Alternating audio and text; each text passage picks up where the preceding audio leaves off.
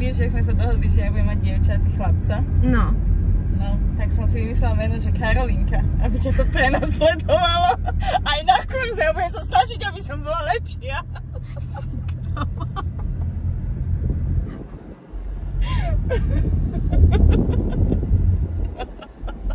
Dobre. Interný humor. Nerieš. Nechápeš? Nerieš. Už tam sme skoro! Takže Karolinku máme a ja som rozmýšľala nad Arnoštom. Už sme v Pšahé a už sme skoro tam, takže ideme navigovať a ideme po veľkom meste šoferovať. Sme ubytované! Mali sme fajn príchod, tuto máme kamošku, Betku a Alžbetku. Študijné materiály máme pripravené, vzorná príprava musí byť. Áno, boli sme nakúpiť. Bývame na 7. poschodí. Ide to ja mám povedať. To som chcela akože pokračovať. A takýto hnusný výhľad, teda akože pekný, ale keď sa pozrite dole, tak vám aj Riťku stiahne. To dobre dopadne. Tak aj dobrý, ako dieťa bola.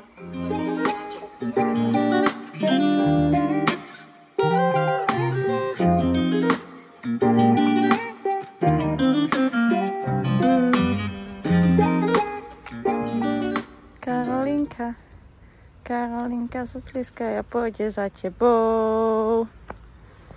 Ja mám svojho Arnošta a čaká nás prvý deň vzdelávania. Však.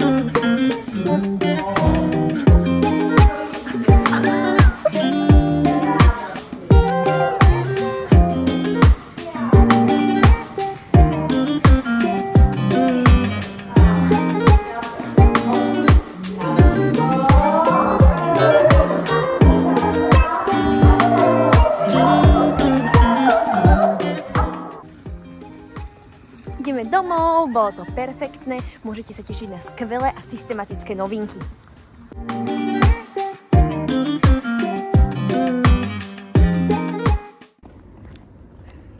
Zlo, Karolina, zlo!